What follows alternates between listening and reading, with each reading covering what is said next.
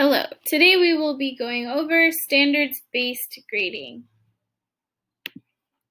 We will understand what it is, why we use it, and how we use standards-based grading.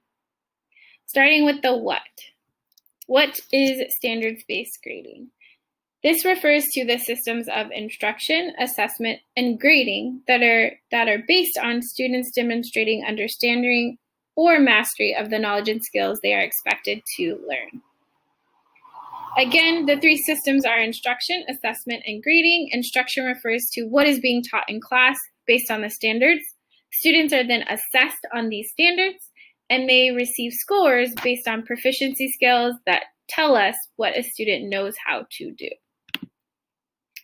Grades should provide clear feedback, encourage students to take more responsibility of their learning, measure knowledge, skills, and attitudes, and be based on assessments. So let's look at a traditional report card. Here, what do you notice? There is a class, math, and we see a percentage and a letter grade. What do we wonder about this report card? What questions do we have about this student's proficiency? What skills do they know? What do they know how to do? This is just an overall grade. It does not specify what the student knows how to do. We look at a standards-based report card. What is the difference? We still see the same class math. However, we see a number under the grade, which is 3, which means proficient.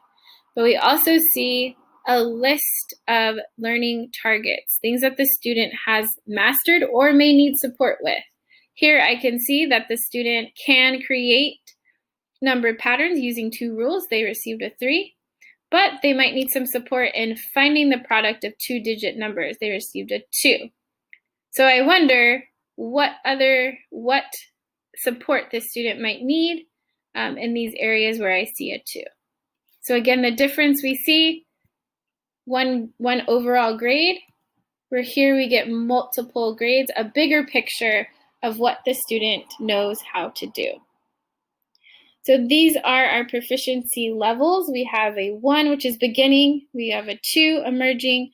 3 is proficient. That is the target. That's where we want students to be. And then we have advanced. The student has demonstrated above and beyond mastery. They have taken their skills and applied it to others. We want to be very clear that the traditional grading scale of A, B, C, D, F does not convert to a standards-based grading scale of a 4, 3, 2, 1. They are not the same and they cannot convert. So why do we use standards-based grading? It's aligned to our mission of preparing students for high school and beyond. It ensures that we give timely feedback so students know where they are and where they need to go. And it also helps teachers target student progress. What do they need to teach the next day? What do they need to teach in a couple weeks? And it also provides communication for all stakeholders involved: parents, students, teachers, and leadership. For teacher planning, intervention, parent conferences, and culmination, transferring to other schools, program opportunities, grades provide this communication. Instead of students receiving one single grade, they get a bigger picture, a more detailed picture of what they've learned in that class. So how do we use standards-based grading? I'm going to use an example of riding a bike to explain the different proficiency levels of how we use standards-based grading. Starting at a level 1, this is when a student is limited. They are just emerging, they're trying something new, they're learning something.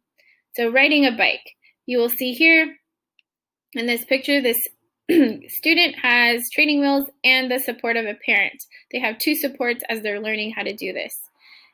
The student progresses to a level 2, and the student is building more knowledge, learning how to do it, getting used to it, riding their bike alone. They still have some support with the training wheels, and then they progress to level 3.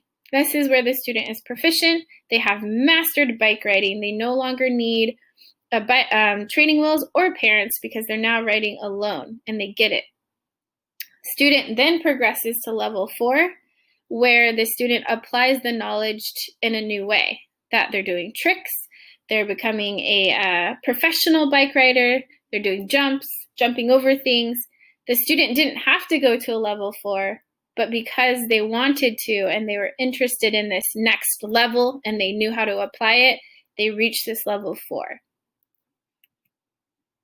So our grading policy is based on that. The fact that we believe each student is capable of reaching high standards. We believe every student can be at a level 3 and master the content. Weekly grades reflect the last 2 assessment scores for each standard. A student's final report card represents their achievement at the end of the semester. Here you will see our grading policy where it goes into more detail of what a level 1, 2, 3, and 4 looks like. If you click on this link, it will take you to that document. The standards that we use are the California Common Core State Standards for English and Math. We also use California Content Standards for History, and then we use Next Generation Standards for Science.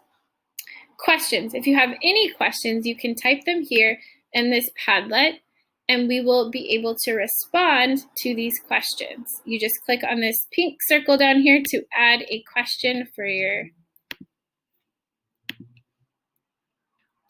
Thank you so much for listening to this presentation. If you have any questions, again, you can put it on that Padlet. You can reach out to us in the office. I am Dr. Ramirez Holden, your assistant principal. Thank you again for listening to this presentation.